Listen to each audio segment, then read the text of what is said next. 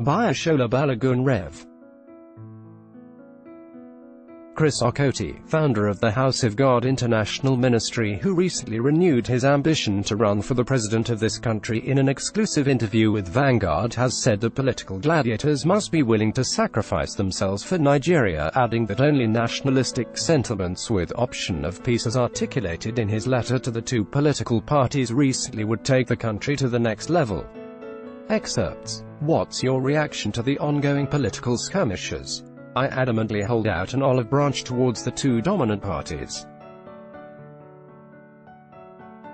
I believe that the Chris Okotie option will establish a no victor, no vanquished scenario.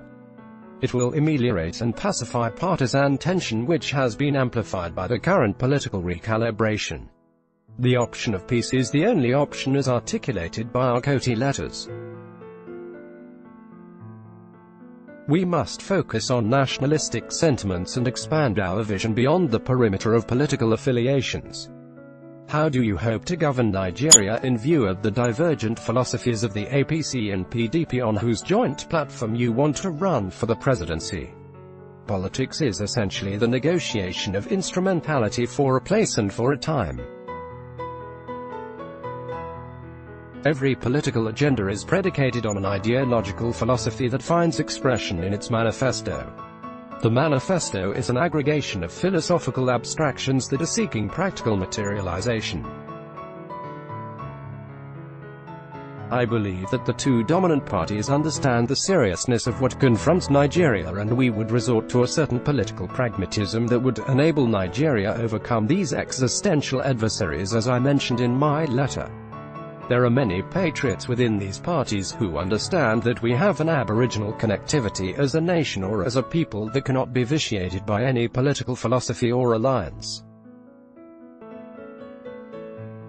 We have come to that point in our political evolution where we must be willing to be messianic, that is, sacrificial in our disposition towards Nigeria.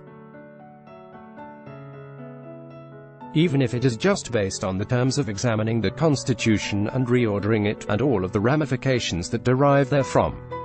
I am sure that we can find a certain level of philosophical syncretism that will enable us to take Nigeria to the next level. Against the backdrop of the current defections, how can you wrest power from the elites you said have hijacked our democracy? The present political scenario in Nigeria is not unusual and is characteristic of a free democracy like ours, which empowers you to establish a position and to pursue it, looking for a platform on which you can articulate and crystallize that political posture. This phenomenon, in my view, represents birth pangs, and it portends good things, that there is light at the end of the tunnel and the renaissance of our great nation.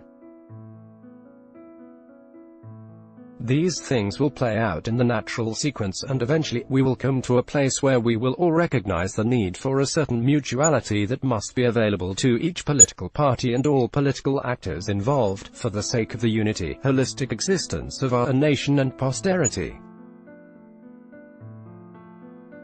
I am not seeking to wrest power from the elites. What I am trying to do is to establish a new concept of government that I have christened Aboriginal democracy, that will re-establish the parameters for political participation and will enlighten the polity as to the responsibilities within the democratic setting. The word democracy derives from the Greek word demokratia, which is a compound word. It speaks of demos, that is, people, and kratia, which speaks of power, and that word is taken from the Greek word kratos. When you put those two words together, they translate into people and power. But the thing about our system is that the nomenclature has not really exemplified the true meaning of that terminology, because kratos is power that is made visible. However, the Nigerian experience doesn't depict the power of the people but the power of the government. All we need to do is to change the concept and make it more practicable for the participation of the people, and that will be done progressively. It is something that has to go through process where the people learn to appreciate the responsibilities that they have in the governing process. Apart from restructuring, which you and others are advocating, what plans do you have to resolve the economic and security problems of the country?